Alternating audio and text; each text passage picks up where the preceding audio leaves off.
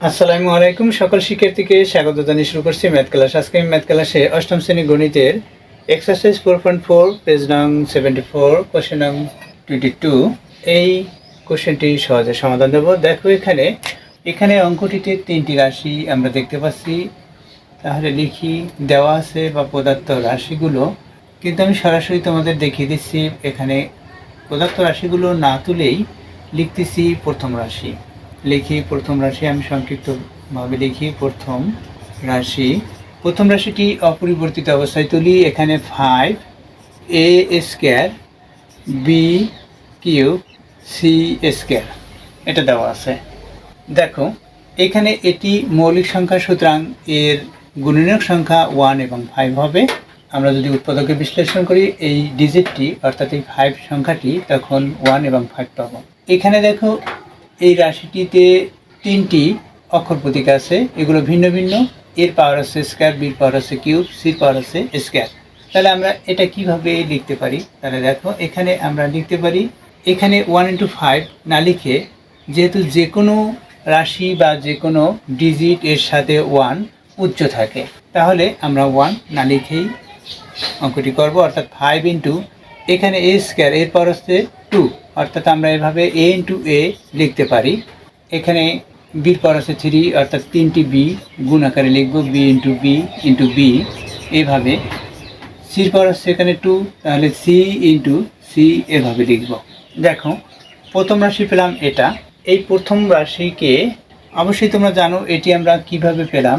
অর্থাৎ এখানে পাওয়ার 1, এখানে পাওয়ার 1 গুণের সময় যখন একই ভিত্তি হবে, এই পাওয়ারের সাথে পাওয়ার প্লাস হবে, অর্থাৎ এভাবে হয়। দেখো এখানে আমরা a² দেখতে পাচ্ছি, এটা লিখেছি a × a। এখানে পাওয়ার 1, এখানে পাওয়ার 1 গুণের সময় এই পাওয়ারের সাথে যোগ হবে, অর্থাৎ যখন একই ভিত্তি হবে তখন পাওয়ারের সাথে পাওয়ার যোগ হয়, অর্থাৎ পাওয়ারের সমষ্টি হয়। এভাবে হয়। ইকুয়াল 1 এর সাথে 1 প্লাস করলে a² হলো। অর্থাৎ অবশ্যই তোমরা জানো যে a⁴m × a⁴n equal a⁴m plus n। দেখো একই ভিত্তি, তাই এই পাওয়ারের সাথে পাওয়ার সমষ্টি হলো, অর্থাৎ পাওয়ারের সমষ্টি হলো। এখন দেখো প্রথম রাশি এভাবেই লেখা হলো। এরপর হচ্ছে দ্বিতীয় রাশি। দ্বিতীয় রাশি তুলি। দ্বিতীয় রাশিটি অপরিবর্তিত অবস্থায় তুলে নেই। এখানে 10ab² c³ ইকুয়াল, এই 10-এর উৎপাদকে বিশ্লেষণ করব কিভাবে। আমরা প্রথমে এই 10 লিখলাম, যেহেতু জোড় সংখ্যা, সর্বনিম্ন জোড় সংখ্যা হচ্ছে 2 দিয়ে ভাগ দেই, ভাগফল 5 হবে। তাহলে দেখো এখানে 5 হচ্ছে বিজোড় সংখ্যা বা মৌলিক সংখ্যা। এই মৌলিক সংখ্যাটি 1 বা 5 দ্বারা ভাগ করা যায়, কিন্তু যেহেতু 1 দিয়ে ভাগ করলে ভাগফল 5 হবে, আবার 5 দিয়ে ভাগ করলে ভাগফল 1 হবে, সুতরাং এই 10 এর গুণনীয়ক সংখ্যা আমরা 10 = 2 × 5 এভাবে আমরা আবার লিখতে পারি। দেখো 10 = 2 × 5 পেলাম। এখানে আমরা এভাবে লিখতে পারি 2 × 5 ইন্টু, এখানে একটি মাত্র এ আছে, লিখি b², অর্থাৎ b এর পাওয়ার এখানে 2, তাহলে কি b × b লিখতে পারি। এখানে c এর পাওয়ার কিউব, সুতরাং আমরা c × c লিখতে পারি। এটা হলো। এরপর হচ্ছে তৃতীয় রাশি।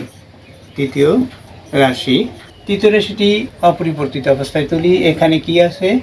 এখানে 15ab³ c। এখানে যে এবং লেখা আছে, আমরা এবং লিখতে পারি, আবার না লিখলেও হবে।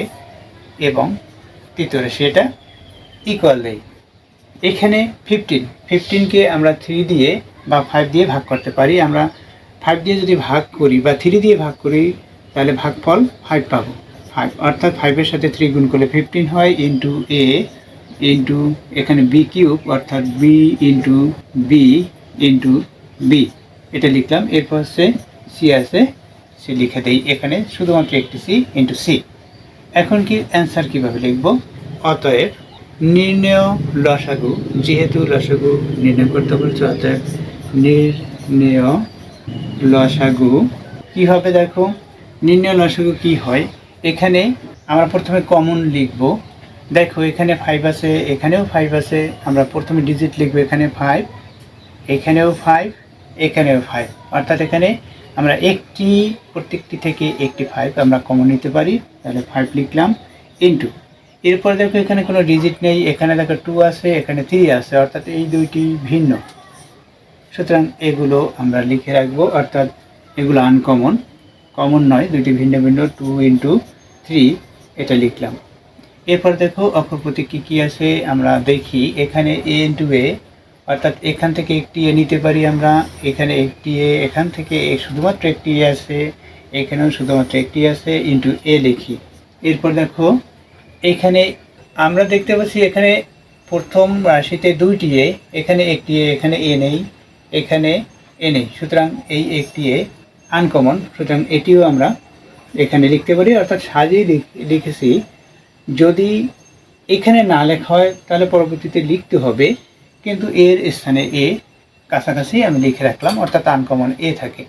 এরপর কি বি, এখানে দেখো এখান থেকে আমরা একটি বি নিতে পারি, এখানেও একটি বি, এখানে একটি বি, অর্থাৎ এখানে দেখো আমরা এখন যদি দুইটি হিসাব করি, এখান থেকে দুইটি বি, এখান থেকেও দুইটি বি, এখান থেকেও দুইটি বি। আমরা দেখো এখানে আমরা প্রত্যেকটি রাশির দিকে তাকাবো। এখানে রাশির সর্বনিম্ন ঘাত হচ্ছে 2, অর্থাৎ সবগুলি, যেহেতু এখানে আমরা 3 দেখতে পাচ্ছি, এখানে দেখো পাওয়ার 3 বি এর, এখানে বি এর পাওয়ার স্কোয়ার, এখানে বি এর পাওয়ার কিউব, সুতরাং সর্বনিম্ন হচ্ছে বি স্কোয়ার, অর্থাৎ প্রত্যেকটির মধ্য থেকে প্রত্যেকটি রাশির মধ্যে থেকে দুইটি বি আমরা লিখতে পারি, অর্থাৎ এভাবে লিখতে পারি বি ইন্টু বি।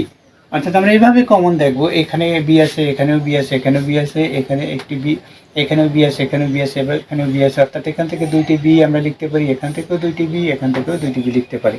এখন দেখো এখানে একটি বি, এখানেও একটি বি আছে, অর্থাৎ এই প্রথম রাশি এবং তৃতীয় রাশির মধ্য থেকে আমরা একটি বি কমন পেয়েছি, আনকমন নেই, অর্থাৎ এখান থেকে দুইটির মধ্যে আমরা দুইটি রাশির মধ্যে কমন যেটা পেয়েছি সেটা লিখে দিলাম। এখন সি এর দিকে তাকাই, এখানে দেখো সি হচ্ছে দুইটি, এখানে 3টি, এখানে একটি, সুতরাং একটি কমন যাবে। আমরা প্রথমে প্রত্যেকটি রাশির মধ্য থেকে একটি কমন নিচ্ছি সি। এরপর কি, এখন দেখো এখানে এই তৃতীয় পদের সি এর সংখ্যা নেই, সি আর নেই। এখন প্রথম এবং দ্বিতীয় পদে আমরা সি দেখতে পাচ্ছি, এখানে সি, এখানে সি, অর্থাৎ একটি সি লিখতে পারি, এটা কমন দুইটির রাশির মধ্যে। এখন আনকমন দেখো এই সিটা থেকে গেল, এই সিটেও, এই সিও আমাদের লিখতে হবে, এটাও এই লিখে দিলাম। এখন কি হয় এখানে আমরা সেটা হিসাব করি। দেখো এটার সাথে এটা গুণ করি, 15 হবে, 15 সাথে 2 গুণ করি 30 হবে, বা এটার সাথে এটা গুণ করি 10, 10 এর সাথে 3 গুণ করি 30। এরপর এ কয়টি আছে দেখো, এখানে এ আছে দুইটি, অর্থাৎ এ স্কোয়ার হলো গুণের সময় এই পাওয়ারের সাথে যোগ হবে, একের সাথে এক যোগ করে 2 হয়, এভাবে আমরা 2 লিখলাম, অর্থাৎ এ স্কোয়ার লিখলাম। এরপর বি কি, বি দিকে তাকাও, বি এখানে 3টি, অর্থাৎ বি কিউব হলো। এরপর সি হচ্ছে 3টি, সি কিউব হলো। অর্থাৎ যে অক্ষর প্রতীক হয় সেই অক্ষর প্রতীকের সর্বোচ্চ পাওয়ার এর দিকে তাকাও, এখানে সর্বোচ্চ পাওয়ার হলো কি না। এখানে এর সর্বোচ্চ পাওয়ার হচ্ছে এ স্কোয়ার, এখানে এ স্কোয়ার হলো। বি এর সর্বোচ্চ পাওয়ার হচ্ছে কিউব, অর্থাৎ 3 বি কিউব হলো। সি এর সর্বোচ্চ পাওয়ার হচ্ছে সি কিউব হলো, এটা হলো। অর্থাৎ এই অক্ষর প্রতীক যেগুলোর সর্বোচ্চ পাওয়ার থাকে সেটাই লসাগু হয়। এবং এই যে ডিজিটগুলো আছে, অর্থাৎ সাংখ্যিক সহগগুলো, এগুলো সাধারণত আমরা দেখতে পাচ্ছি যেগুলো কমন যাবে সেটা লেখার পরে আনকমন যেটা থাকে, বা দুইটি রাশির মধ্যে বা 3টি রাশির মধ্যে যা কমন থাকে সেটা আমরা লিখলাম, আনকমন যা থাকলো সেটা আমরা গুণাকারে লিখে সেগুলো গুণের সমষ্টি করলাম। এটাই হচ্ছে নির্ণেয় লসাগু। আশা করি অঙ্কটির সমাধান বুঝতে পেরেছো। এতক্ষণ ম্যাথ ক্লাসের সাথে থাকার জন্য সকলকে ধন্যবাদ জানিয়ে আজকের মতো বিদায় নিচ্ছি।